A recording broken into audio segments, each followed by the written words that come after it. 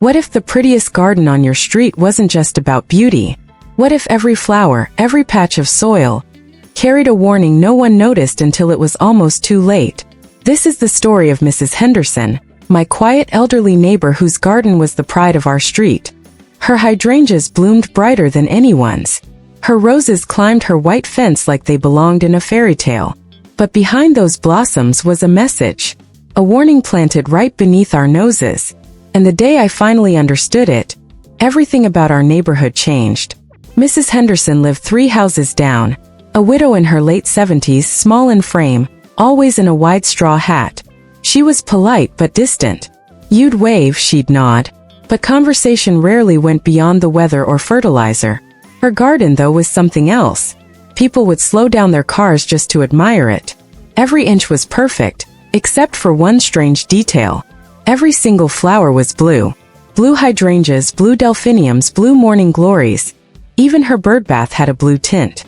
It wasn't until one October morning in 2025 that I noticed something else. A pattern. Her hydrangeas weren't random. They were planted in rows, twisting around the garden like letters.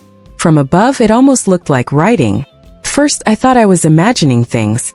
But curiosity has a way of growing roots just like her plants. When I mentioned it to my neighbor Grace, she laughed. "Oh honey," she said, "that woman's been gardening since before you were born. Maybe she just likes blue." But others whispered different stories. "She lost her husband mysteriously," someone said. "She talks to her flowers at night," said another. I brushed it off until one afternoon, I saw Mrs. Henderson standing perfectly still in her yard. Not gardening, not watering, just staring at one particular patch of soil. Her hands were shaking. Then, as if realizing I was watching, she quickly turned away and went inside. Something about that moment chilled me. I decided to take a closer look. A week later, while walking my dog, I noticed something unusual near the fence. The ground around her hydrangeas was freshly dug, but not evenly. Some patches had been disturbed more recently than others. Curiosity pulled me closer, and that's when I saw it. Small flat stones beneath the plants, each carved with a single letter. The first one I saw had an S. Then another, a few feet away, with an O. As I followed the curve of her garden, the letters spelled something. I froze. Stop who? I wanted to believe it was coincidence, maybe a game, an art piece, a memory. But the tone in those letters, the way they were hidden beneath her flowers, it didn't feel artistic. It felt desperate. A few nights later, around 11 p.m., I woke up to flashing lights outside. Red and blue reflected off my curtains. I peeked out the window. Police cars, right in front of Mrs. Henderson's house. I ran outside in my robe. Officers were moving through her yard with flashlights. Mrs. Henderson sat on her porch, crying quietly into her hands. I overheard snippets: anonymous tip, backyard disturbance, possible trespassing. One of the officers noticed me. "Ma'am, please step back," he said. The next morning, the neighborhood buzzed. Apparently, Mrs. Henderson had called the police after seeing people, men in dark clothing, digging near her fence at night. She claimed they were coming for the garden. Everyone thought she'd lost her mind. But when police investigated, they found something buried. Not a body, not drugs.